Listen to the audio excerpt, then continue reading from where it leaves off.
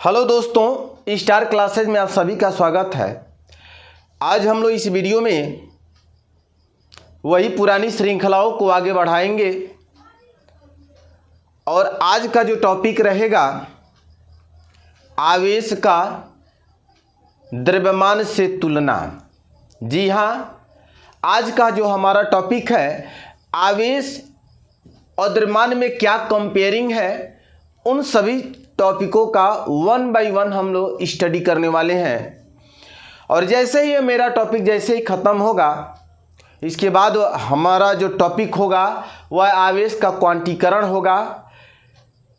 तो चलिए हम लोग शुरू करते हैं।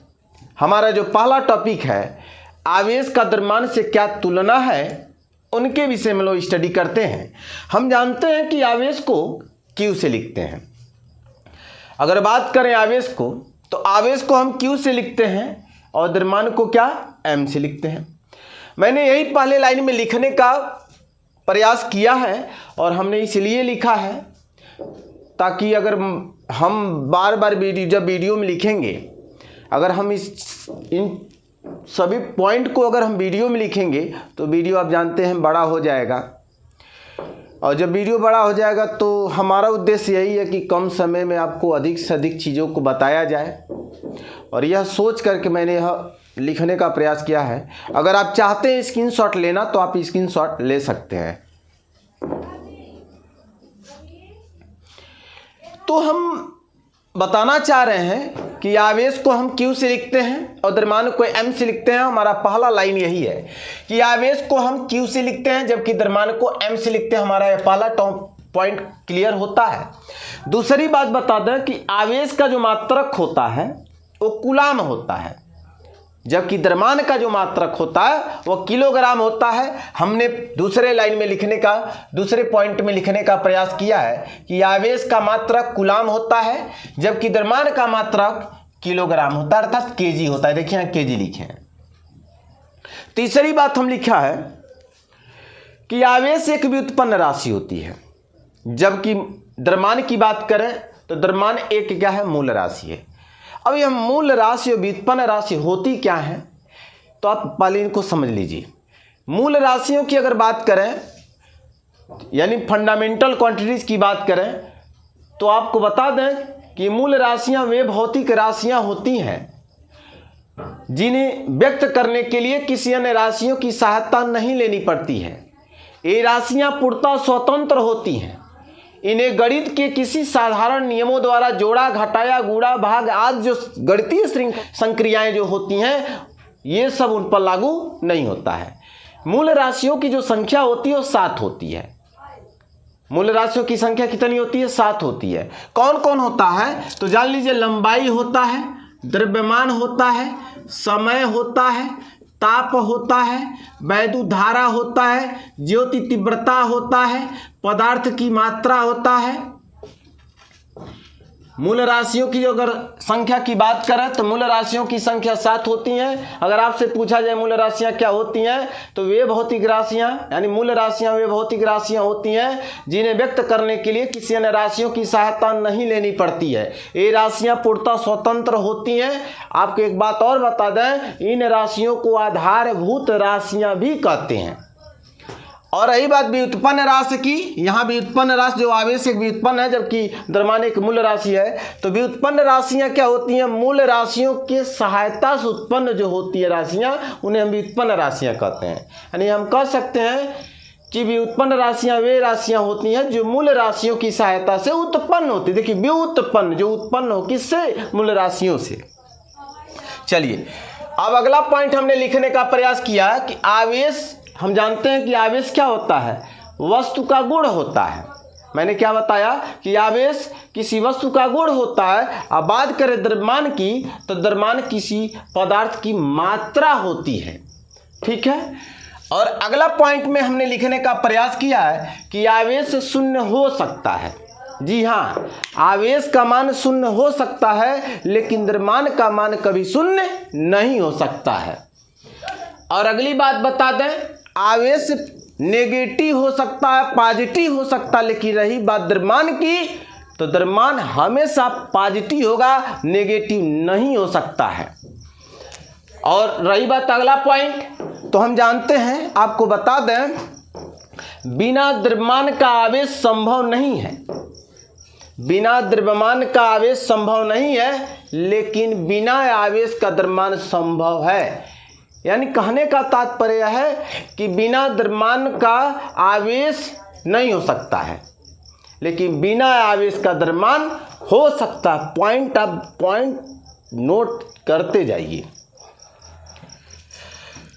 और अगला पॉइंट हमने लिखने का प्रयास किया है कि आवेश का क्वांटीकरण होना संभव है, जबकि द्रव्यमान का क्वांटीकरण संभव नहीं है। और आवेश का क्वांटीकरण होता क्या है, इसके बाद वाला टॉपिक हमारा वही है, तो टेंशन न लीजिए। 1 बाय 1 हर स्टेप को आपको बताने का, समझाने का हमारे द्वारा प्रयास किया जाएगा। और रही बात अगला पॉइंट, तो आपको बता दें कि आवेश का जो मान होता है गति या वेग पर निर्भर नहीं करता है। और द्रव्यमान की बात करें तो द्रव्यमान का जो मान होता है गति या वेग पर निर्भर करता है। ठीक, अब यह कैसे निर्भर करता है आपको आगे हम एक लेसन के अंतर्गत आपको बताएंगे। विराम द्रव्यमान क्या होता है, उसके अंतर्गत आपको हर चीज़ फार्मूले की मदद से आपको समझाएंगे हम। लेकिन यहाँ नहीं, क्योंकि आपको आगे मिलेगा ही, पूरी विस्तृत जानकारी मेरे द्वारा आपको दिया जाएगा। चलिए अगले टॉपिक की तरफ बढ़ते हैं। हमारा अगला टॉपिक है आवेश का क्वांटीकरण। क्या? आवेश का क्वांटीकरण। तो आपको बता दें कि सभी वस्तुओं में इलेक्ट्रॉन जो होते हैं सदैव पूर्ण संख्या में होते हैं। हाँ, आपको याद रखिएगा, कोई भी अगर मेरे पास वस्तु हो, अगर उस पर पूछा जाए इलेक्ट्रॉनों की संख्या, तो हमेशा आपको बता दें इलेक्ट्रॉनों की जो संख्या होती है किसी भी वस्तु पर, वो हमेशा पूर्ण संख्या के रूप में होती है। अब पान में नहीं होती, बट्टे में नहीं होती है, समझ में आ रहा है। हमेशा संख्या क्या होती है, पॉजिटिव होती है, नेगेटिव नहीं हो सकता है। ठीक है, हाफ में भी नहीं हो सकता है। अब ऐसा नहीं है कि आपके भैया के, मान लीजिए कि कोई देखने वाला आया है रिश्तेदार, तो ऐसा नहीं है कि वह 10.5 लोग आएंगे, 5.5 लोग। कभी सुने हैं क्या? नहीं ना, कि आए हैं। आपके घर कोई मेहमान आते हैं तो कभी कोई सुना है कि हमारे घर 5.5 लोग आए हैं, 2.25 लोग आए हैं, 7.25 लोग आए हैं, 10.25 लोग आए हैं? ऐसा थोड़ी ना हुआ है। तो यानी संख्या हमेशा क्या होती है, पूर्ण नंबर में होती है। मेरा उद्देश्य है समझाना चाह रहे हैं आपको, समझिए आप बात को। ठीक है, और आपको बता दें यही लाइन लिखने का प्रयास किए हैं कि सभी वस्तुओं में इलेक्ट्रॉन सदैव क्या होते हैं, पूर्ण संख्या में होते हैं। अतः प्रत्येक वस्तु पर जो आवेश होता सदैव इलेक्ट्रॉन के आवेश का पूर्ण गुणज होता है। किसी भी वस्तु पर आवेश की मात्रा अगर आपसे पूछा जाए तो आप बताइएगा, किसी भी वस्तु पर जो आवेश की जो मात्रा होती है उस वस्तु पर, यानी उस वस्तु में उपस्थित इलेक्ट्रॉनों की संख्या का पूर्ण गुणज होता है। अब ध्यान से सुनिएगा, मैंने लिखा भी है कि प्रत्येक वस्तु पर आवेश जो होते हैं, प्रत्येक वस्तु पर आवेश सदैव इलेक्ट्रॉन के आवेश का पूर्ण गुणज होता है। और इसी बात को ही हम लोग क्या कहते हैं, आवेश का क्वांटीकरण कहते हैं। चलिए इस बात को हम एक न्यूमेरिकल के तरह से समझने का प्रयास करते हैं, न्यूमेरिकल के माध्यम से समझने का प्रयास करते हैं। हम आपको बता दें, अगर मान लें किसी वस्तु पर एक इलेक्ट्रॉन है, अगर इलेक्ट्रॉन क्या हो, एक हो, तो उस वस्तु पर जो आवेश होगा, तो उस वस्तु पर आवेश जो होगा क्या होगा, ई होगा, क्योंकि मूल इलेक्ट्रॉन का गुणज होता है। यह 1 जो लिखे हैं और नंबर ऑफ इलेक्ट्रॉन है, आई क्या है, मूल आवेश है। अब मूल आवेश क्या होता है, मैंने पिछले वीडियो में जिक्र किया था कि मूल आवेश 1910 में मिल्टन बड़े भैया थे, उनके द्वारा किया गया था। ठीक है, इलेक्ट्रॉन के आवेश को ही हम मूल आवेश कहते हैं। तो हम बताना ये चाह रहे हैं कि किसी वस्तु पर, मान ली किसी वस्तु पर एक इलेक्ट्रॉन है और पूछा जाए उस पर कितना आवेश है, तो आप क्या कहेंगे, Q बराबर 1E। अगर मान लें 2 इलेक्ट्रॉन हो, अगर 2 इलेक्ट्रॉन हो तो क्या कहेंगे, आवेश कितना होगा, Q बराबर क्या लिखेंगे, 2E लिखेंगे। 3 इलेक्ट्रॉन होंगे तो क्या करेंगे, Q बराबर 3 लिखेंगे। अब मान लें N इलेक्ट्रॉन हो तो Q बराबर क्या लिखेंगे, N नहीं लिखेंगे।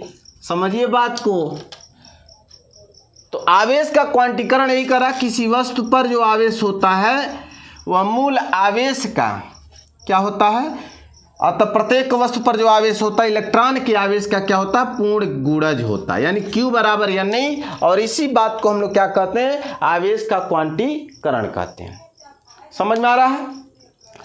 तो बस इतना ही इस वीडियो में। अगले वीडियो में हम लोग एक नए टॉपिक का अध्ययन करने वाले हैं और आपको मालूम होगा कि इस अध्याय का सबसे महत्वपूर्ण अगर हेडिंग की बात करें तो कूलाम का नियम है। जी हाँ, कूलाम का नियम पढ़ा जाएगा। कूलाम के नियम की सीमाएं पढ़ा जाएगा कि किस किस कंडीशन में कूलाम का नियम लागू होगा और किस किस कंडीशन में कूलाम का नियम लागू नहीं हो पाएगा। इन सभी चीज़ों को आप अगर जानना चाहते हैं, समझना चाहते हैं तो आप हमारे इस चैनल को सब्सक्राइब करिए, शेयर करिए, बेल आइकन घंटी को जरूर प्रेस करिए ताकि जब भी मैं नया वीडियो डालूं उसका नोटिफिकेशन आपको सबसे पहले मिले। जय हिंद, जय भारत।